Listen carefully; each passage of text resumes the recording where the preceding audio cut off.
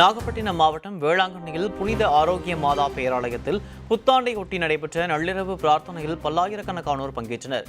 வேளாங்கண்ணி புனித ஆரோக்கிய மாதா பேராலயத்தில் புத்தாண்டு தின நள்ளிரவு பிரார்த்தனை விண்மின் ஆலய வளாகத்தில் உள்ள சேவியர் திடலில் நடைபெற்றது. 2024ஆம் ஆண்டை வரவேற்கும் விதமாக 10க்கும் மேற்பட்ட பாதிரியார்கள் பங்கேற்ற சிறப்பு பாடல் திருப்பலி நடைபெற்றது. புத்தாண்டு பிறந்ததை முன்னிட்டு பேராலயம் சார்பில் அனைவருக்கும் வாழ்த்து தெரிவிக்கப்பட்டது.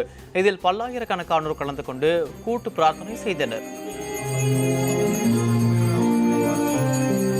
புத்தாண்டு சிறப்பு வழிபாடுகள் மிக சிறப்பாக நடந்து முடிந்திருக்கிறது.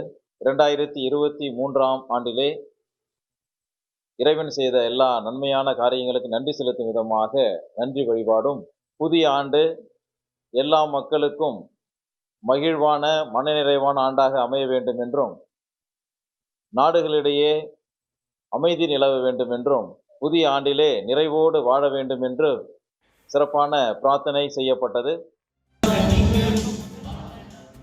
ஆங்கில புத்தாண்டை வரவேற்கும் வகையில் தூத்துக்குடியில் உள்ள உலக புகழ்பெற்ற தூய பனிமய மாதா பேராலயத்தில் பேராலய பங்குத்தந்தை குமார் ராஜா தலைமையில் நடைபெற்ற திருப்பலியில் ஏராளமான கிறிஸ்தவர்கள் கலந்து கொண்டனர். மக்கள் அனைவரும் சுபிட்சமாக வாழ அவர்கள் பிரார்த்தனை மேற்கொண்டனர். மேலும் ஒருவருக்கொருவர் புத்தாண்டு வாழ்த்துக்களை கூறி உற்சாகம் அடைந்தனர். இதேபோல மாவட்டத்தில் உள்ள அனைத்து கிறிஸ்தவ தேவாலயங்களிலும் சிறப்பு திருப்பலி நடைபெற்றது.